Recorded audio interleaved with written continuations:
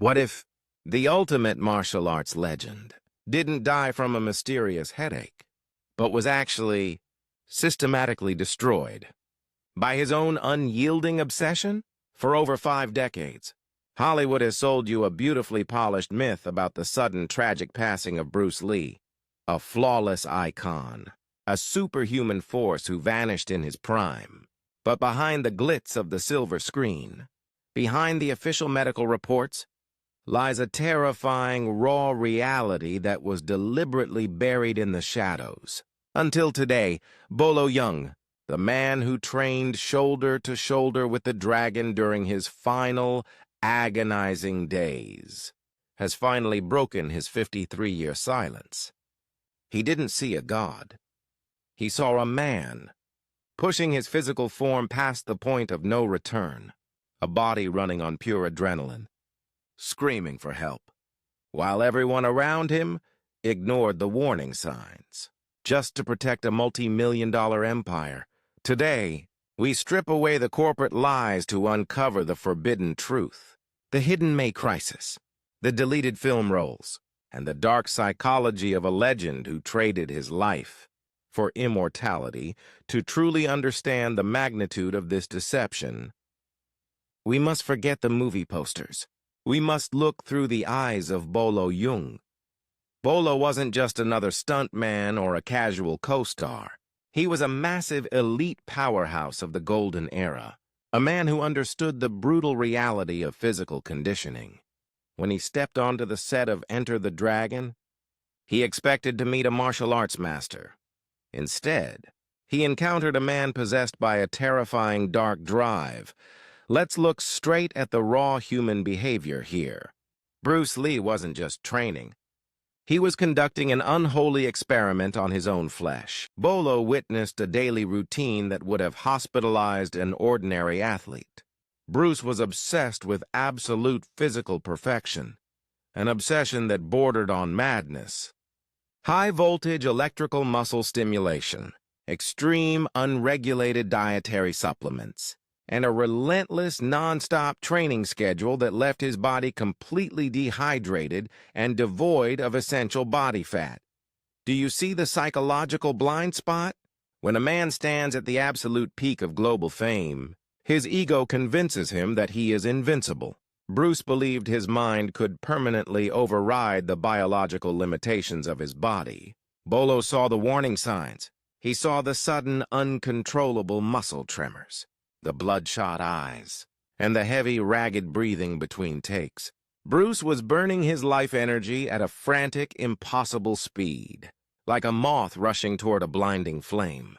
But in Hollywood, as long as the cameras are rolling, nobody stops the fire. Now, let's expose the first major piece of the puzzle that the studios desperately tried to erase from history, the forgotten crisis of May 10th, 1993. 2 months before his official date of death, imagine the suffocating heat inside a cramped, poorly ventilated dubbing room in Hong Kong. Bruce Lee was working on the audio tracks for Enter the Dragon. Suddenly, the dragon collapsed.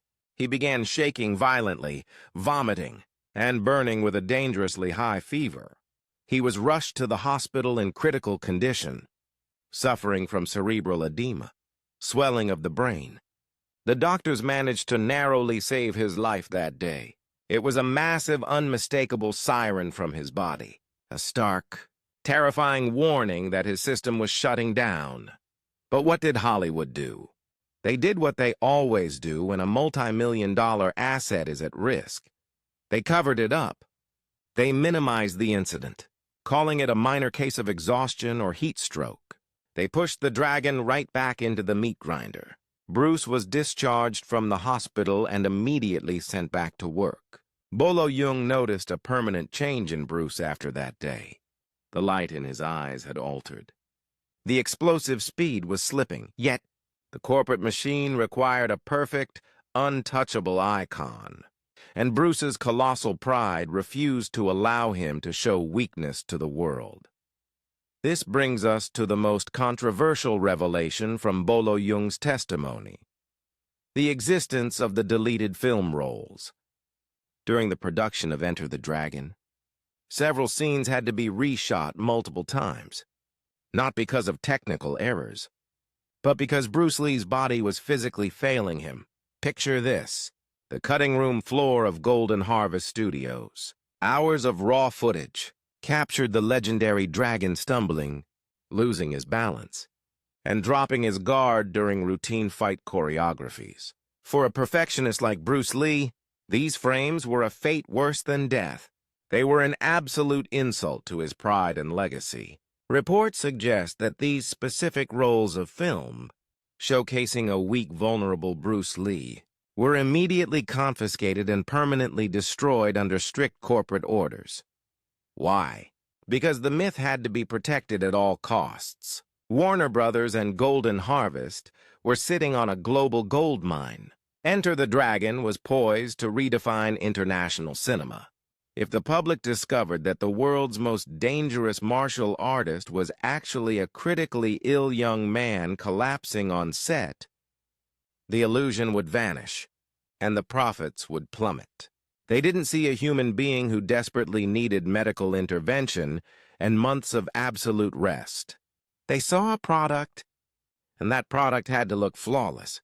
Until the final bell rang, then came July 20th, 1973, the day the music died. The official narrative tells you that Bruce Lee visited the apartment of actress Betty Ting Pei, complained of a mild headache, took a single tablet of Equagesic, a routine painkiller, and went to sleep, never to wake up.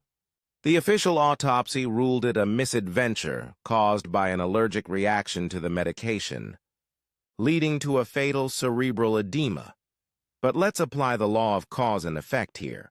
A healthy, elite athlete does not suffer a catastrophic brain swelling from a single aspirin-strength tablet. The July collapse was merely the final, inevitable domino falling. From a chain reaction that had been accelerating for months, his body was completely depleted of fluid. His internal organs were failing from prolonged stress, and his nervous system was utterly fried. The Equagesic tablet wasn't the weapon. It was just the final, insignificant drop of water that caused the overflowing dam to burst.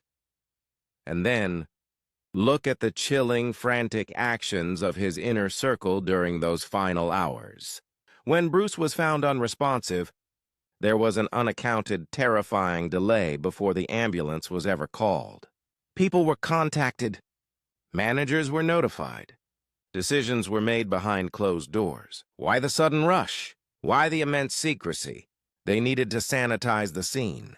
They needed to ensure that the narrative surrounding his death remained completely clean, untainted by the messy reality of his final hours. They sacrificed the medical golden hour to protect the commercial legacy of a dead man. Bolo Yeung's late-life confession forces us to confront a deeply unsettling psychological truth about the price of greatness. Bruce Lee achieved exactly what his ego always desired: immortality. He became an eternal legend, a symbol of peak human performance that will never diminish. But he paid for that myth with his own life. Can you feel the silent agony of his final days? To be surrounded by managers, directors, and fans who worship your strength, while inside, you are quietly dying. To know that you cannot stop running, because the entire world is watching, and your own pride has locked you inside a cage of your own design. Bruce Lee was a victim of his own legend. He chose the chaotic, burning path of the storm, and the storm consumed him at the young age of 32. Look at Bolo Yeung today, a surviving titan who watched the dragon fall. His words carry the heavy, freezing cold weight of a man who understands that absolute safety and balance are far more valuable than a fleeting explosion of global glory. The story of Bruce Lee's tragic end is not just an investigative mystery. It is a profound cautionary human lesson. Do not mistake an unyielding obsession for strength. Do not sacrifice your health, your peace, and your sanity on the altar of public approval. What about you? What are your thoughts on Bolo Yeung's shocking revelations after 53 years? Do you believe Hollywood intentionally sacrificed Bruce Lee's health to secure a box office masterpiece? Or was the dragon always destined to burn out early, driven by his own untamable drive? Share your thoughts and perspectives in the comments section below. Let's start a conversation. If this cinematic deep dive touched your heart and forced you to look at a legend through a completely new lens, please hit that like button, share this video, and subscribe to the channel today so you never miss our next investigation into the hidden lives of history's greatest legends. Thank you so much for watching. Goodbye, and we will see you in the next chapter.